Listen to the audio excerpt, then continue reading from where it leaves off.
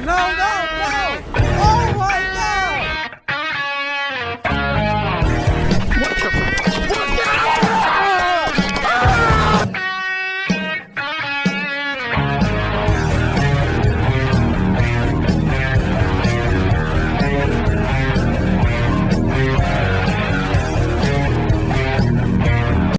I was invited to give you a taste of a typical law school classroom experience here today, and I thought I would take advantage of this opportunity to do something that's been on my mind for a while. To stand up and to proudly say, God bless America, God bless the Bill of Rights, and thank God for the Fifth Amendment. I'm not ashamed to say I'm proud of the Fifth Amendment, and I'm proud to admit on camera and on the internet that I will never talk to any police officer under any circumstances, with all due respect, sir. I'm doing something really extraordinary here today, something you'll almost never see another law professor do as long as you live. I'm really putting myself on the spot here. This was my idea. By my invitation, I have given up half of my time, approximately. I'm giving equal time and the last word to an expert who really knows something about what I'll be talking about. So I'm opening myself up to the possibility that he will contradict me. I was a criminal defense attorney when I was in private practice. So I want to make sure, in fairness to you, if I'm misleading you or giving you a slanted or one-sided presentation, you'll be able to get the last word from somebody else. I'm sure he'll have a lot to teach all of us, including myself. The Fifth Amendment to the United States Constitution provides, no person shall be compelled in any criminal case to be a witness against himself. And this unfortunate amendment has gotten a bad rap in recent times, much of it tragically and unnecessarily through, as you may have heard, the headlines. Let me read you something that was taken out of the newspaper this morning, and I want you to listen to it closely. And I'm giving you a heads up. I'm warning you in advance, which is not fair to you. Not fair to me, but I'm giving you a warning that I'll be quizzing you on this in just a few minutes. This will test your aptitude for legal study and legal practice. Listen closely, it won't take long. Last night, agents of the Norfolk Police Department found 3 victims of an apparent murder dead in an apartment in the East Ocean View area. The apparent victims of a gangland-style slaying, and possibly the victims of gang-related violence. The police are investigating this as a possible murder and suicide, but right now suspect that the 3 were all killed by the same individual. No suspects have yet been identified in the slaying, but veteran police detective George Brook has confirmed that police are following up on evidence pointing to the possible involvement of an off-duty naval officer as the perpetrator. The bodies, which were found by the apartment manager at about 8 o'clock in the morning, appear to have been slain sometime earlier in the same evening, probably sometime between midnight and 2 o'clock in the morning. That's it. Those are all the facts I'll ask you to remember, and it won't be for very long either. Let's see how well you do. I'll be quizzing you in just a few minutes. Now, here's the easiest question you'll ever get from a client in all the days of your life. Question, hey, the police are here. They want to talk to me. What should I do? Well, I could give you my answer to that question in case you haven't already guessed it, but why don't we go to a real expert. Justice Robert Jackson, a prosecutor's prosecutor. Like me, he began his private practice in Buffalo, New York, years before I did. And after that, he served as general counsel for the Bureau of Internal Revenue, the U.S. Department of Treasury, the Security and Exchange Commission, Assistant U.S. Attorney General for the Tax Division, later the Solicitor General and the Attorney General of the United States, and then the Chief U.S. Prosecutor for the Nuremberg trials. That's an impressive resume. Years later, when he was a justice on the Supreme Court, Justice Jackson stated, quote, any lawyer worth his salt, today we would say his or her, will tell the suspect, his client, in no uncertain terms to make no statement to the police under any circumstances. There's the title of my talk. I'm here to explain to you the surprising and somewhat counterintuitive and admittedly unlikely reasons why Justice Jackson was right.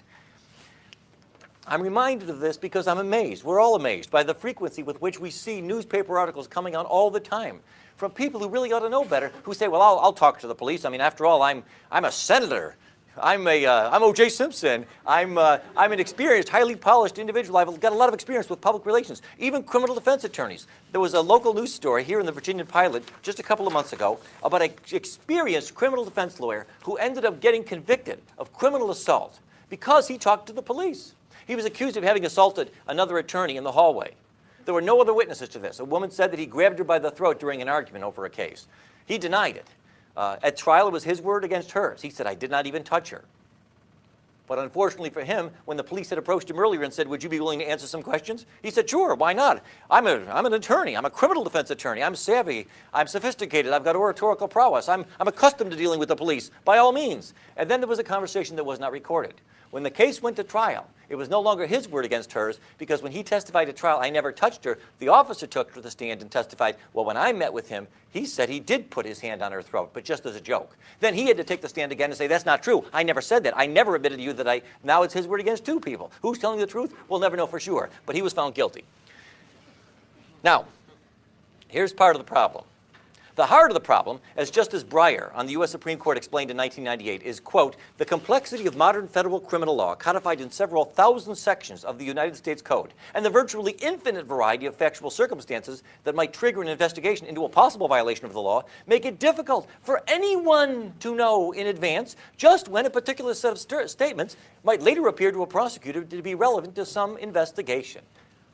One expert on criminal law recently noted that estimates of the current size of the body of federal criminal law vary, although it has been reported that the Congressional Research Service can no longer even count the current number of federal crimes. That's right, even the federal government has lost count. These laws are scattered over all 50 pages of the U.S. Code, encompassing roughly 27,000 pages. Worse yet, these statutes often incorporate by reference to the provisions of administrative regulations. Estimates of how many such regulations exist are even less well settled, although the ABA thinks there may be nearly 10,000. Here's one of those 10,000 federal criminal statutes on the book that you probably never heard about. It's called the Lacey Act. 16 U.S.C. Section 3370 says it's a federal offense for any person to import, export, transport, sell, receive, acquire, or purchase any fish or wildlife or plant taken, possessed, transported, or sold in the violation of any law, treaty, or regulation of the United States or any Indian tribal law or any state or any foreign law. People have been convicted in federal court for violating this statute because they brought back a bony fish from Honduras, not knowing that Honduran law, not American, but Honduran law, forbade the possession of the bony fish. People have been convicted under this law because they were found in possession of what's called a short lobster, a lobster that's under a certain size. Some states forbid you from possessing a lobster if he's under a certain length. It doesn't matter if he's dead or alive. It doesn't matter if you killed it or if he died of natural causes. It doesn't even matter if you acted in self-defense. Did you know that? Did you know it can be a federal offense to be in possession of a lobster? Admit it. Raise your hand if you did not know that. There's the problem. And that's only one of 10,000 different ways. You know, the government gets pretty upset when people like me instructs the client, people like me and Justice Jackson, don't talk to the police, don't answer any questions. But you know, they can't have it both ways. You people, you've got 10,000 different ways of convicting us. Good for you, but you know, with the bitter comes to the sweet, with the good comes to the bad. That's 10,000 different ways my client might unknowingly implicate himself in some sort of a criminal transaction. One of the reasons I decided to give this talk, I recently received a phone call from a former student of mine, a Regent Law School graduate, who may be watching this online. We're putting it on the internet. And he told me, hey, I've been approached by the Internal Revenue Service. They want to ask me a couple of questions. They ask if I'd be willing to. But they say that I'm not a suspect. And I know in my heart I don't think I've done anything wrong in violation of the Internal Revenue Service provisions. Lord have mercy. There's no man on earth, there's no woman in this country who can honestly say with complete confidence, I know I have never violated any provision of the Internal Revenue Code. He said, but they say I'm not a suspect and I know I've done nothing wrong. It's okay if I talk to him? I said, no, you tell them you will not talk to them without immunity. I explained to him why that was true, and he never heard from them again. Okay, why you should never talk to the police. Let me just spell it out for you. Let me make it plain to all of you. These are the top 10 reasons. I shouldn't really lie to you. I don't really have 10. I don't have time for 10, but I've got time for 8, and that'll be close enough. Number 1, and this really ought to be good enough. Contrary to what you laymen instinctively and naturally suppose, it cannot help. There is no way it can help you. Plenty of folks think that it can, and they're always wrong. You cannot talk your way out of getting arrested. Officer Brook, you've interviewed thousands of criminal suspects. Have you ever, how many times in your experience, have you approached someone, asked if you could ask him some questions because prior to the interview you had some evidence pointing to his possible guilt? And because of the extraordinary persuasiveness and eloquence with which he articulated his innocence, you said, oh, sorry, never mind. Bad call, my bad, I won't. And he talked you out of arresting him. You know the answer to that. Never. Never. It never happens. I've often asked other criminal defense attorneys, in all of your experience, have you ever once had a case where you looked back in hindsight and said, thank God my client talked to the police? They laugh at me. They laugh at me. They say, you've got to be kidding me. You cannot help you. You can't talk your way out of getting arrested. And contrary to what you might suppose if you never studied the rules of evidence, what you tell the police, even if it's exculpatory, cannot be used to help you at trial, because it's what we call hearsay. Under the rules of evidence, specifically Rule 801 D2A, if you want to look it up, Everything you tell the police, as the saying goes, can and will be used against you, but it cannot be used for you. From time to time, I've known attorneys who tried to call to the stand a police officer and say, officer, would you tell the jury what my client told you because what my client told him is actually good for my case? If you tried that at trial, the prosecutor will object that it's hearsay, and the judge will agree. The police will not be allowed, at your request, to tell the jury what your client told him, no matter how good it may be for your case. It cannot help.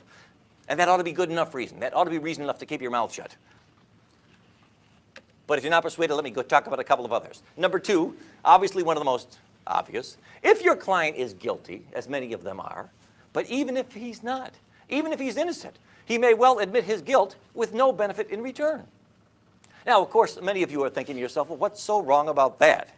I mean, shouldn't guilty people be confessing? Confession's good for the soul. It's good for law enforcement. It's good for the prisons. Yes, sure, all those things are true. And like the rest of you, if I or anyone close to me is ever the victim of some sort of a serious crime, I hope they get the right guy. I hope they convict him. I hope they put him away. We all feel that way. Hey, but what's the rush, friends? You don't got to admit your guilt the first time they come by to meet with you. In federal court, 86% of all defendants plead guilty at some point before trial. If your client is guilty and really ought to punish and really ought to have go through some sort of a cleansing act of contrition and fess up and admit his guilt, there'll be plenty of time to do that. They almost always do. No need to rush, no need to tell the police something. Wait and see if perhaps your client can work out some sort of an arrangement where maybe he'll make some sort of compensation to the alleged victim, or maybe he'll be able to get some sort of a discount in his sentence. And he'll be treated fairly then, like everybody else who had the benefit of a good lawyer who said, please do not talk to the police. And don't forget, by the way, even if your client only admits things that the police already knew, you might think, well, what harm can it do? He says he wants to talk to the police. All he wants to do is admit that he was there, but the cops know that he was there. All right, go ahead and tell him. Well, how can it hurt? It might hurt if the police officer becomes transferred to Minnesota, or deceased, or injured, or comatose, or cannot be located by the time of trial. The case will be dismissed if there's no confession. But if your client admits two things, that confession is freely admissible against him and can be a basis for getting him convicted all by himself. Senator Larry Craig can explain all of this to you. The Innocence Project of the United States has confirmed that in more than 25% of all the cases where an innocent man was convicted and then later released from prison after he was exonerated by DNA evidence, in more than a quarter of those cases, these innocent people we know to be innocent, made incriminating statements, delivered outright confessions, or pled guilty. How do they do that? He'll tell us all about it, I trust. Here's a couple of famous examples. You can just ask them. You don't have to take my word for it. There on the left was Eddie Joe Lloyd. He was convicted in 1984 of the murder of a 16-year-old girl in Detroit after he wrote to police with suggestions on how to solve various recent crimes. During several interviews, police fed details of the crime to Mr. Lloyd, who was mentally ill, and they lied to him and convinced this mentally ill man that by confessing, he might help them smoke out the real killer. He later signed a confession, gave a tape-recorded statement. The jury delivered it less than 1 hour before convicting him on the basis of this confession. There was no other substantial evidence against him. The judge said, I'd hang you if I could, but the death penalty was not available in Michigan at the time. But after almost 2 decades in prison, he was released after DNA evidence proved that this man was innocent and had falsely confessed to a crime that he did not commit. On the right is Earl Washington, who was released from prison just a few years ago here in Virginia after spending 18 years behind bars after being committed of a rape and a murder that we now know he did not commit after having been exonerated by DNA evidence. But this man, Mr. Washington, who was in fact confirmed to be mentally retarded, was able to confess to several crimes at the request of the police, some of which we know he could not have committed. That's the problem. Some of you are thinking to yourself, well, none of this concerns me because I'm not guilty of anything and I never will be and I will never represent people who do. Okay. Let's talk to you people. You innocent folks. Those of you who have never committed a crime and never will, and none of your clients will either. And you wouldn't go out with a girl who did. Fine. You better not talk to the police either, okay? Because number 3, we'll put the guilty behind us. Forget about them. Let's talk about innocent people. Number 3, even if your client is innocent and he denies his guilt and almost entirely tells the truth, odds are good he will easily get carried away and tell some little lie or make some little mistake that will hang him. This is human nature. He gets in there, it's a stressful situation. Imagine a perfectly innocent client. The police say he's been guilty of a murder. He's totally innocent as any one of us. So he goes in there and he meets with the police. He says, I don't know what you're talking about. I was nowhere near there. I didn't kill him. I've never killed anybody. I don't have a gun. I've never had a gun. I've never touched a gun in my life. I was nowhere near Virginia Beach that night. That last line was a lie. He went over the top. He was getting carried away. He got into this groove. He started saying all kinds of things, almost all of them true, that he knew would tend to exculpate himself. Then he got carried away and just said one thing that wasn't true, and unfortunately for him, they can prove that it wasn't true. He may be convicted on that basis alone.